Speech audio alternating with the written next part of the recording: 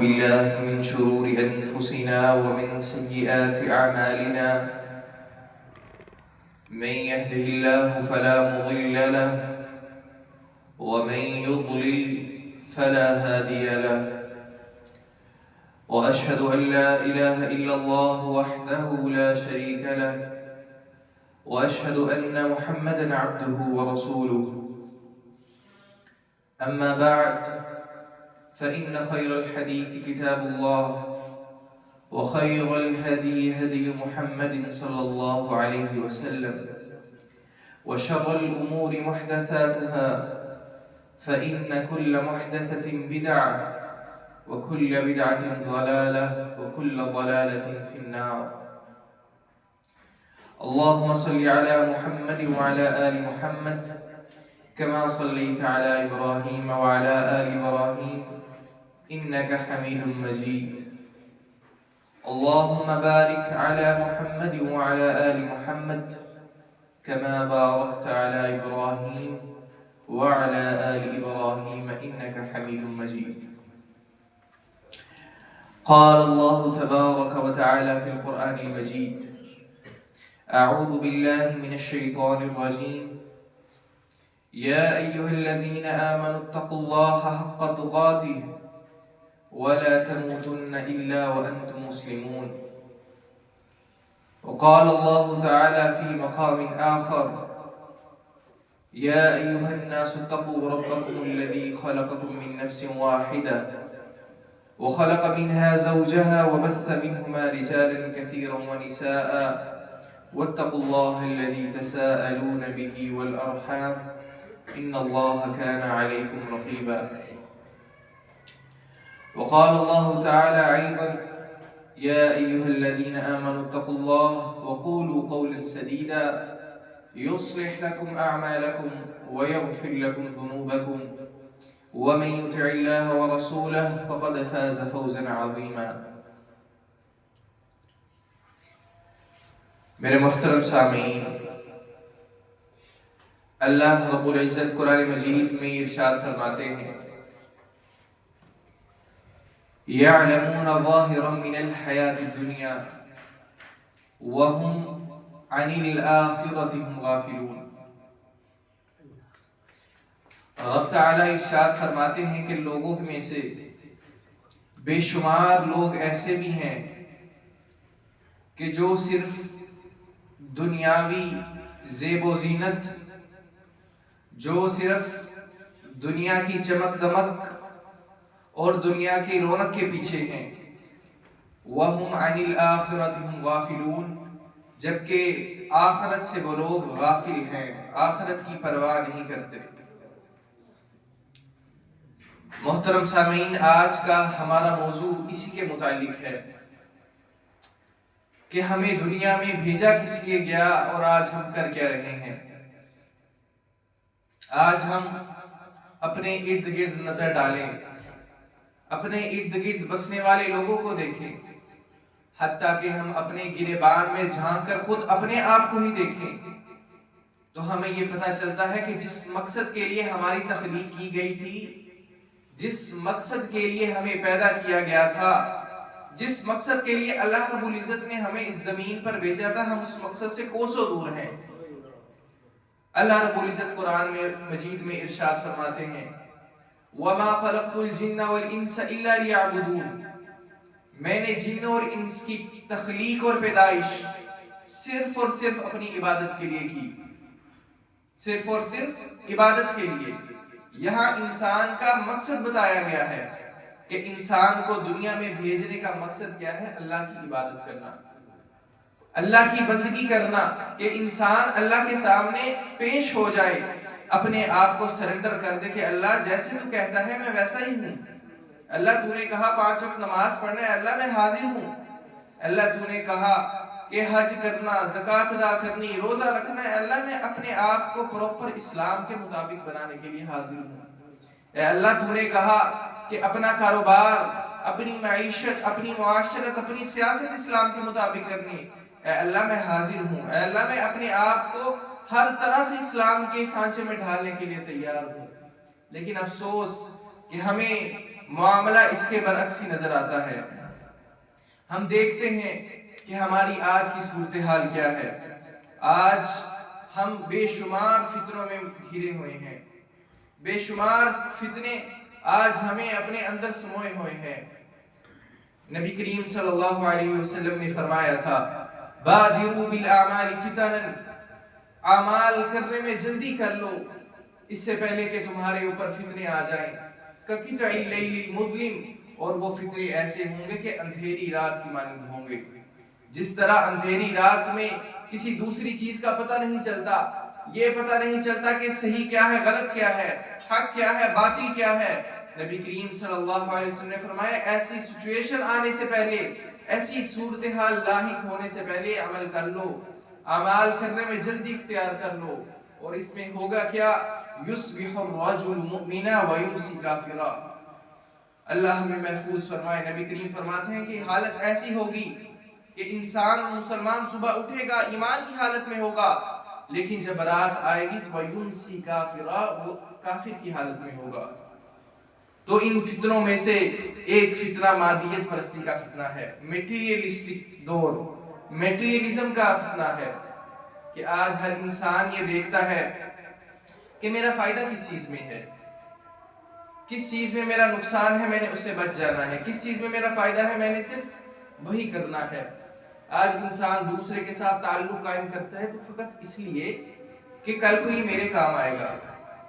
آج انسان کسی کے ساتھ کوئی ہیلپ کرتا ہے، کسی کوئی مدد کرتا ہے تو صرف اس لیے کہ کل کو وہ میری مدد کرے گا۔ آج انسان کسی کو عزت دیتا ہے، کسی کو کوئی اعلیٰ مقام دیتا ہے تو صرف اس لیے کہ یہ پیسے والا ہے، یہ مقام والا ہے، اس کے پاس رتبہ ہے، سٹیٹس ہے۔ تو میرے بھائیو، اسلام کا طرز زندگی یہ نہیں ہے۔ اسلام نے ہمیں یہ نہیں سکھایا کہ ہم کس طریقے سے پیسوں کے بل بوتے پر لوگوں کو جانچیں اور لوگوں کو دیکھتے رہیں۔ ہمارے سامنے صحابہ کرام کی مثالیں موجود ہیں، نبی کریم صلی اللہ علیہ وسلم کا اسوہ حسنہ موجود ہے۔ کیا سیدنا بلال رضی اللہ تعالیٰ عنہ کی اتنی فضیلت کی وجہ یہ تھی کہ وہ مالدار تھے؟ کیا اس وجہ سے نبی کریم صلی اللہ علیہ وسلم نے جنت میں ان کے قدموں کی آہٹ اپنے آگے سنی کہ وہ مالدار تھے؟ میرے بھائیو، ہرگز نہیں۔ اللہ کے نزدیک مالداری کا، اللہ کے نزدیک فضیلت کا معیار ہی کچھ ہو رہا ہے، پیمانہ ہی کچھ ہو رہا ہے۔ اللہ رب العزت فرماتے ہیں ان اکرمکم عند اللہ اتقاکم، اللہ کے ہاں تو تم میں سے عزت والا، تم میں سے مقام والا، تم میں سے فضیلت والا تو وہ ہے جس کے اندر تقوی موجود ہے، جس کے اندر اللہ کا ڈر موجود ہے۔ اور پیسوں کی اللہ کے ہاں کوئی ویلیو نہیں، کوئی مرتبہ، کوئی مقام نہیں۔ نبی کریم صلی اللہ علیہ وسلم فرماتے ہیں ان اللہ لا ينظر الى صورکم ولا الى اموالکم، اللہ رب العزت نہ تمہاری شکلوں کی طرف دیکھتا ہے کہ کون کتنا زیادہ حسین ہے، نہ تمہارے مالوں کی طرف دیکھتا ہے کہ کس کا کتنا بینک بیلنس ہے، کس کے پاس کتنا مال ہے، وَلَكِنْ يَنْظُرْ إِلَىٰ قُلُوبِكُمْ وَأَعْمَالِكُمْ، اللہ رب العزت جس چیز کو دیکھتے ہیں وہ تمہارے دل ہیں اور تمہارے اعمال ہیں، کہ اس دل میں اللہ کا ڈر کتنا موجود ہے، اس دل میں اللہ کے ڈر کے بعد اعمال اس دل کے کس طرح کے ہیں، کس طرح یہ دین پر عمل کرتا ہے اور اپنا دین کو ظاہر کرتا ہے، کس طرح یہ دنیا کا اگر پجاری ہے تو اس کو دنیا کی جو پیسہ ہے یہ ہلاکت کی طرف لے کر جاتا ہے، اور اگر دین کی طرف چلتا ہے تو یہ دین اس کو فلاح کی طرف لے کر جاتا ہے۔ اسی طرح نبی کریم صلی اللہ علیہ وسلم نے ایک حدیث میں فرمایا تعیس عبد الدینار والدرہم، کہ پیسے کا بندہ اور درہم و دینار کا بندہ ہلاک ہو گیا، ان اعطوا رضوا، اگر اسے مال دیا جاتا ہے، اگر اسے پیسے دیے جاتے ہیں تو وہ راضی رہتا ہے، وَإِن لَمْ تُعْطُوا سَخِطُوا، اور اگر اسے بھی پیسہ نہیں دیا جاتا تو وہ ناراض ہو جاتا ہے۔ تو میرے بھائیوں، ہم نے دیکھنا ہے کہ آج ہمارے معاشرے میں ہمارے اندر یہ فتنہ سرایت کر چکا ہے، اور فتنہ کا پتہ اس وقت چلتا ہے کہ جب ہم دین کی تعلیم کو حاصل کرتے ہیں، جب ہم دین کی تعلیمات کو پڑھتے ہیں۔ آج ہم میں سے بے شمار لوگ گناہ کرتے چلے جاتے ہیں لیکن پتہ نہیں ہوتا کہ ہم گناہ کر رہے ہیں۔ جب ان کو اس بات کا بتایا جاتا ہے کہ میرے بھائی یہ کرنا گناہ کا کام ہے، دین نے اس سے روکا ہے، دین نے اس سے منع کیا ہے، تو وہ کہتا ہے کیا واقعی ایسا ہے، کیا واقعی اسی طرح ہے؟ تو پتہ یہ چلتا ہے کہ دین کی علم کی کمی ہمارے اندر بہت زیادہ ہے، ہمارے اندر جہالت بہت زیادہ ہے، جس کی وجہ سے ہمیں پتہ نہیں چلتا کہ ہمارا یہ کرنے والا کام کیا دین کے مطابق ہے کہ دین کے مخالف ہے۔ اسی طرح نبی کریم صلی اللہ علیہ وسلم نے ایک اور حدیث میں فرمایا حب الدنیا رأس کل خطیئہ، ہر خطا کی جو جڑ ہے، ہر خطا کی جو بنیاد ہے وہ دنیا کی محبت ہے، دنیا کی محبت۔ اللہ تعالیٰ قرآن میں فرماتے ہیں المال والبنون زینت الحیات الدنیا، جو اللہ تعالیٰ لوگوں کو مال سے نوازتے ہیں، اللہ تعالیٰ لوگوں کو بیٹوں سے نوازتے ہیں، یہ تو دنیا کی زینت ہے، دنیا میں تو اچھے لگتے ہیں، لیکن اس کو دنیا تک ہی محدود رکھنا چاہیے، اس کو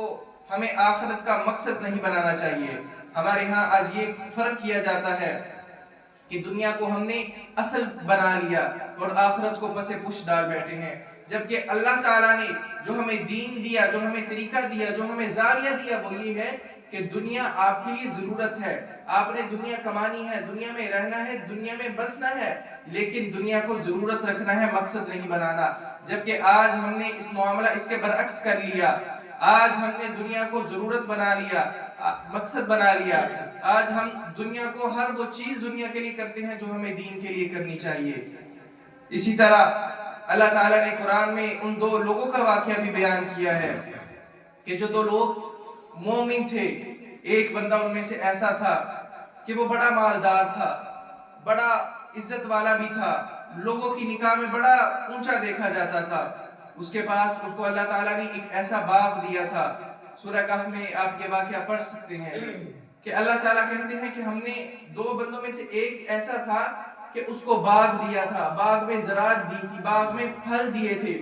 اور نعمتوں کے بعد ایک ایسی نعمت بھی تھی کہ اسی باغ میں اس کے اندر سے نہر بہتی تھی، یعنی کہ ہر طرح کی نعمت اس باغ کے اندر موجود تھی۔ تو اس کے ساتھ جو دوسرا ساتھی تھا وہ ایک دن اسے کہنے لگا اے میرے بھائی، اللہ نے تجھے یہ نعمت سے نوازا ہے، اللہ نے تجھے اتنے مال سے نوازا ہے، تو ایسا کہا کر کہ ماشاء اللہ کہا کر، لا قوت الا باللہ یہ کہا کر کہ اللہ نے جو تجھے نعمت دی ہے وہ اللہ ہی کی عطا ہے، اس میں تیرا کوئی کمال نہیں۔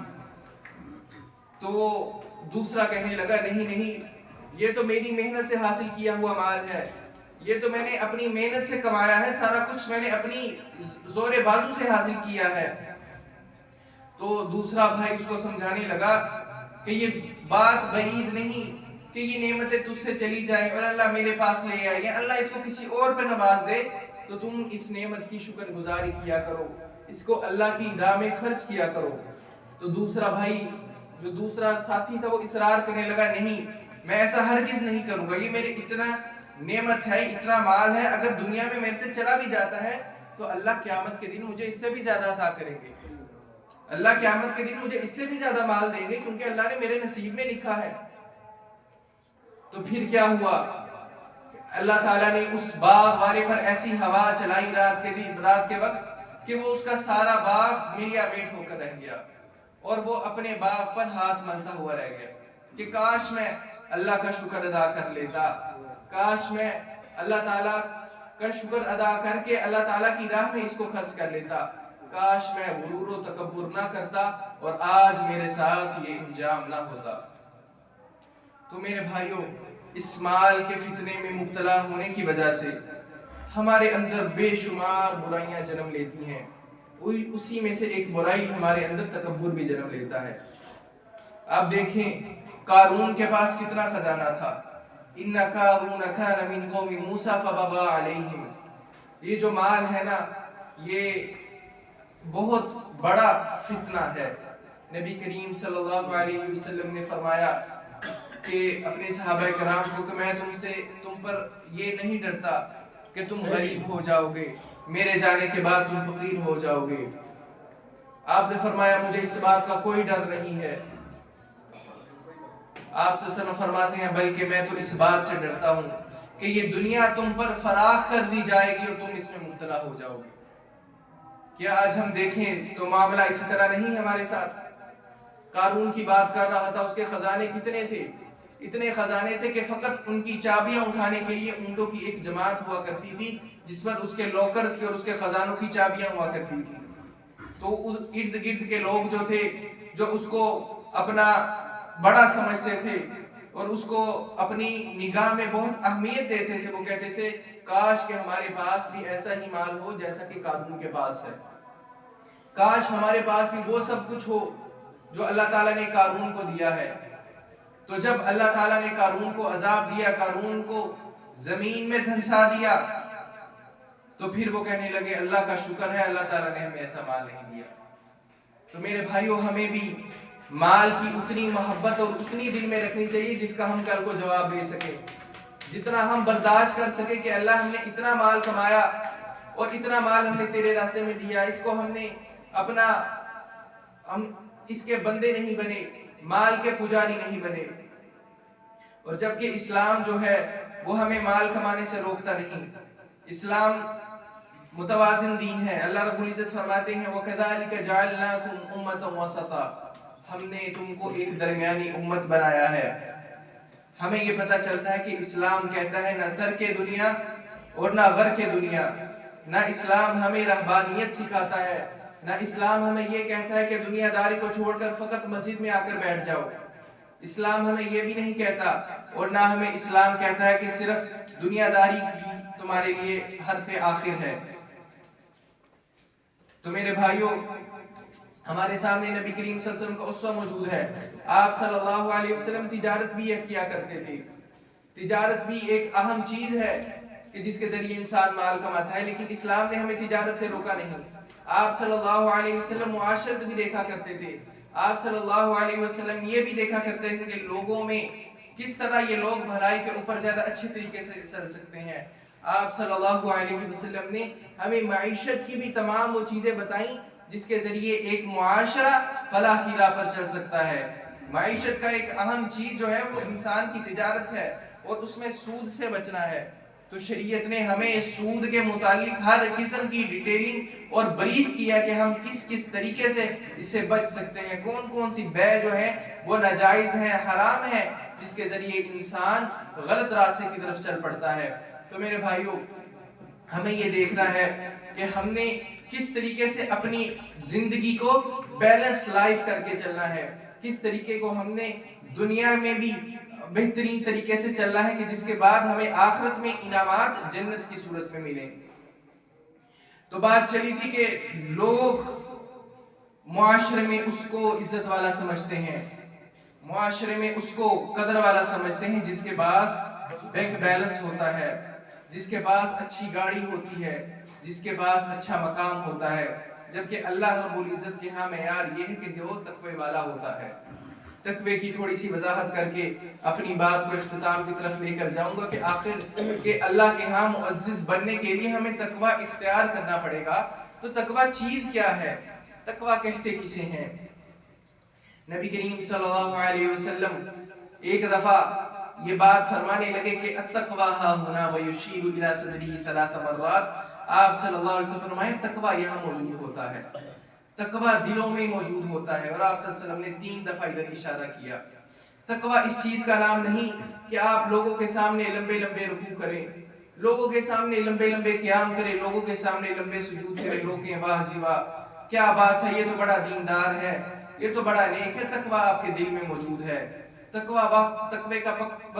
تقوی کا پتہ اس وقت چلے گا جب آپ اکیلے ہوں گے، جب آپ کے ساتھ کوئی نہیں ہوگا، اس وقت پتہ چلے گا کہ آپ اللہ کی حدود کا خیال رکھتے ہیں، کہ آپ اللہ کی حدود کو پامال کرتے ہیں، کہ آپ اللہ کی پرواہ کرتے ہیں یا پرواہ کیے بغیر جو آپ کا دل کہتا ہے، جو شیطان آپ کو کہتا ہے، آپ وہ کرتے چلے جاتے ہیں۔ اسی طرح صحابہ کرام میں سے ایک تقوی کی تعریف ہمیں ملتی ہے۔ سیدنا عمر بن خطاب رضی اللہ تعالیٰ عنہ اور کعب الاحبار رضی اللہ تعالیٰ عنہ ایک دفعہ جا رہے تھے، تو سیدنا عمر کہنے لگے اے کعب، مجھے آپ یہ تو بتائیں کہ تقوی کہتے کسے ہیں؟ آخر وہ تقوی جس کی اتنی فضیلت ہے، اللہ کے ہاں وہ بندہ معزز ہے، اللہ کے ہاں اللہ تعالیٰ نے کسی اور چیز کو کہا ہی نہیں، صرف تقوی کا ایک معیار کہا کہ یہ میرے ہاں عزت والا ہے، تو مجھے بتائیں تو صحیح کہ تقویٰ کہتے کسے ہیں؟ تو کعب الاحبار کہنے لگے اے عمر رضی اللہ تعالیٰ عنہ، کیا آپ کا گزر کبھی ایسے راستے سے ہوا، کبھی ایسی جگہ سے ہوا جہاں خاردار جھاڑیاں ہوں، جہاں ایسی جھاڑیاں ہوں جس کی طرف سے کانٹے نکلے ہوں، تو آپ کیسے چلتے ہیں اس راستے میں؟ تو سیدنا عمر کہنے لگے ہاں میں کئی دفعہ ایسے راستے سے گزرا ہوں جہاں یہ صورتحال ہوتی ہے، جہاں ایسی جھاڑیاں موجود ہوتی ہیں،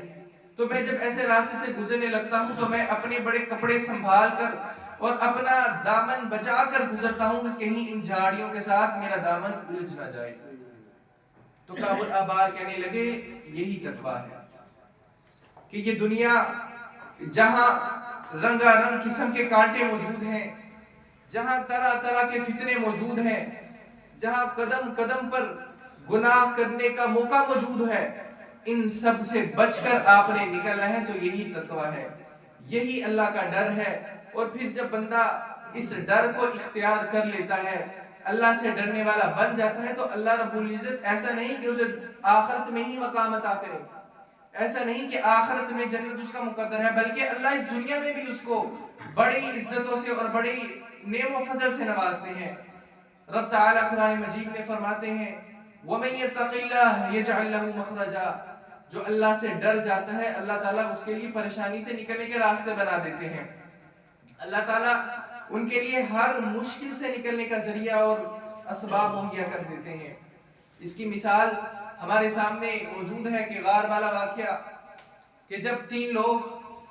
ایک سفر پر نکلے اور راستے میں پناہ لینے کے لیے انہوں نے غار میں پناہ لی، تو ایسا ہوا کہ ایک پتھر آ کر ان کے غار کے سامنے آ گیا اور غار بند ہو گیا۔ تو ان تینوں نے آپس میں مشورہ کیا اب تو ہم جتنا مرضی زور لگا لیں یہ پتھر ہٹنے والا نہیں، کسی کو آواز دے لیں کوئی آواز سننے والا نہیں، اب فقط ایک ذات ہی ہماری مدد کر سکتی ہے، وہ اللہ کی ذات ہے۔ تو ان میں سے ایک دانا آدمی تھا، عقل مند آدمی تھا، وہ کہنے لگا اب ایسا کرتے ہیں کہ ہم اللہ کے سامنے اپنے کسی نیک عمل کا واسطہ پیش کرتے ہیں، ہم کسی نیک عمل کا وسیلہ پیش کرتے ہیں جس کے ذریعے اللہ تعالیٰ ہمیں اس سے پناہ دے دیں، اللہ تعالیٰ ہمارے اس غار سے یہ پتھر ہٹا دیں اور ہم سے یہ آزمائش اور مصیبت ٹل جائے۔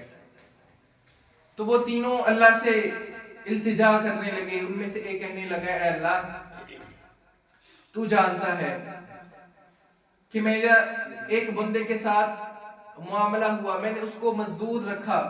اور اس کے ساتھ ایک اجرت طے کی کہ تم اتنی دیر کام کرو گے اور تمہیں اتنی اجرت ملے گی۔ تو جب اس کا وہ کام مکمل ہوا میں نے اسے اتنی اجرت پیش کی جو اس کے ساتھ طے ہوئی تھی، تو وہ کہنے لگا کہ میرا تو اتنی حق ہی نہیں بنتا، میں تو اس سے زیادہ لینا چاہتا ہوں۔ تو وہ کہنے لگا نہیں نہیں میں نے تو جو تمہارے ساتھ طے کی تھی میں نے تو وہی دینی ہے۔ تو پھر وہ مزدور اتنی اجرت چھوڑ کر چلا گیا، پھر میں نے اس اجرت کو جو اس کے پیسے تھے میں نے اپنے کاروبار میں لگا لیے، اور اس کے ساتھ بے شمار اس پیسوں کے ساتھ اللہ نے مجھے اتنی برکت دی اور بے شمار جانور ہر قسم کے اللہ نے بکری بھی دی گائیں بھی دی، تو اس کا ایک پراپر ریوڑ بن گیا، ایک بڑی جماعت جانوروں کی بن گئی۔ تو کئی عرصے بعد وہ آدمی آیا، وہ مزدور آیا اور آ کے کہنے لگا اے فلاں شخص میں نے تیرے ساتھ ایک وقت ایک کام کیا تھا اور اس کی اجرت نے مجھے طے کی تھی، تو میں نے اس وقت تیرے سے وہ نہیں لی تھی، آج مجھے اتنا ہی دے دے جتنا تو نے طے کیا تھا، میں جو اس وقت اضافی مانگ رہا تھا میں آج وہ نہیں مانگتا، مجھے اتنا ہی دے دے جتنا تو نے مجھ سے طے کیا تھا۔ تو وہ کہنے لگا کہ یہ سارے جو جانور ہیں، یہ سارا ریوڑ ہے، یہ سارا تیرا ہے، یہ سارے کا سارا لے جا، یہ تیرے وہ پیسے ہی تھے جو میں نے لگائے اور اللہ نے اتنی برکت دی تو یہ سارے جانور تیرے ہیں، لے جا۔ تو وہ کہنے لگے اللہ تو جانتا ہے کہ وہ سارے کے سارے جانور لے گیا، وہ سارے کا سارا ریوڑ لے گیا اور اس نے مڑ کے بھی نہیں دیکھا، اور نہ میں نے اسے کوئی بات کی، نہ میں نے اسے یہ کہا کہ میں نے اس پر اپنا وقت لگایا تھا، نہ میں نے اسے یہ کہا کہ میں نے اس پر اپنی طاقت لگائی تھی، اپنی جوانی لگائی تھی، میں نے اسے کچھ نہیں کہا۔ اللہ وہ لے گیا، اللہ میں نے تیری رضا کے لیے سب کچھ اسے دے دیا۔ تو اللہ رب العزت نے وہ اس غار سے پتھر تھوڑا سا ہٹا دیا۔ دوسرا آدمی کہنے لگا اللہ تو جانتا ہے میرے پاس جانور تھے، میں ان کا دودھ دوہتا تھا، تو رات کو جب میں گھر آتا تھا دودھ لے کر تو میرے والدین بعض دفعہ اس طرح ہوتا تھا کہ سو جاتے تھے، دودھ پیے بغیر وہ سو جاتے تھے اور میرے بچے بلک بلک کر رو رہے ہوتے تھے، ان کو دودھ کی حاجت ہوتی تھی، طلب ہوتی تھی، میری بیوی کہتی تھی کہ اپنے بچوں کو دودھ پلاؤ، وہ رو رہے ہیں۔ میں کہتا تھا نہیں، جب تک میرے والدین نہیں پئیں گے تب تک میں اپنے بچوں کو دودھ نہیں پلاؤں گا، تب تک میں اپنے بچوں کو دودھ نہیں دوں گا۔ تو کہتا میں بعض دفعہ اس طرح ہوتا کہ ساری ساری رات ان کے سرہانے دودھ لے کر بیٹھا رہتا کہ کب وہ اٹھیں اور کب میں انہیں یہ دودھ پیش کروں۔ پھر جب وہ دودھ پیتے تو اس کے بعد میں اپنے بچوں کو دودھ پیش کرتا۔ تو اے اللہ، یہ سب کچھ کرنا یہ فقط تیری رضا کے لیے تھا، یہ میرا عمل تجھے راضی کرنے کے لیے تھا۔ اللہ اگر تو میرے اس کام سے راضی ہے تو اللہ ہمیں اس مصیبت سے نکال دے۔ اللہ نے وہ پتھر پھر تھوڑا سا ہٹا دیا۔ تیسرا آدمی وہ کہنے لگا، اے اللہ تو جانتا ہے میرے یہ چچا کی بیٹی یہ مجھے بہت پسند تھی، اے اللہ میں اس کے ساتھ برائی کا ارادہ کرنا چاہتا تھا لیکن وہ مانتی نہیں تھی۔ ایک رات جب اس کے والد بیمار ہوئے تو اسے پیسوں کی حاجت آئی، تو وہ میرے پاس آئی کہ مجھے کچھ پیسے چاہیے، میرے والد بیمار ہیں۔ تو میں کہنے لگا نہیں، جب تک تم میرے ساتھ برائی نہیں کرو گی تب تک میں تمہیں یہ مال نہیں دوں گا۔ تو وہ لڑکی اس بات پر راضی ہو گئی کہ میرے والد بیمار ہیں تو مجھے پیسوں کی ضرورت ہے، میں تمہارے ساتھ برائی کرنے کے لیے راضی ہوں۔ تو وہ کہنے لگا کہ جب ہم برائی کرنے لگے تو اس عورت نے کہا اتق اللہ، اللہ سے ڈر جا۔ تو وہ آدمی کہنے لگے اللہ تو جانتا ہے میں نے صرف تجھ سے ڈرتے ہوئے نہ اس کے ساتھ برائی کی، نہ اس کے ساتھ غلط کام کیا، اور جو پیسوں کا میرا وعدہ اس کے ساتھ ہوا تھا میں نے پورے کے پورے پیسے بھی اسے لوٹا دیے۔ اللہ تعالیٰ نے اس سے اس پتھر کو ہٹا دیا، اس غار سے وہ پتھر مکمل طور پر ہٹ گیا اور وہ تینوں اس غار سے آزاد ہو گئے، نکل گئے۔ تو میرے بھائیوں، ان واقعات سے ہمیں یہ پتہ یہ چلتا ہے کہ صرف ایسا نہیں کہ تقوی جو ہے وہ ہمیں آخرت میں فائدہ دیتا ہے، بلکہ اس دنیا میں بھی اگر ہم تقوی اختیار کریں تو اللہ رب العزت ہمیں اس دنیا میں بھی آزمائش سے، مصیبتوں سے بچاتا ہے۔ آگے اللہ فرماتے ہیں وَيَرْزُقُهُ مِنْ حَيْثُ لَا يَحْتَسِبُ، اگر انسان مال کے پیچھے دوڑنے سے گریز کرے، باز آ جائے اور تقوی اختیار کرے، وَيَرْزُقُهُ مِنْ حَيْثُ لَا يَحْتَسِبُ، اللہ اسے رزق ایسی جگہ سے دیتے ہیں جہاں سے ان کا گمان بھی نہیں ہوتا۔ اللہ تعالیٰ سے دعا ہے کہ اللہ تعالیٰ ہمیں اپنی بندگی کرنے والا، اپنی عبادت کرنے والا اور ہمیں اس طرح کا بنا لے جس طرح اللہ کو پسند ہے۔ اللہ تعالیٰ ہمیں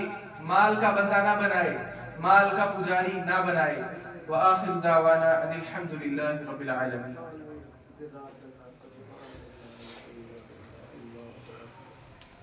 اللہ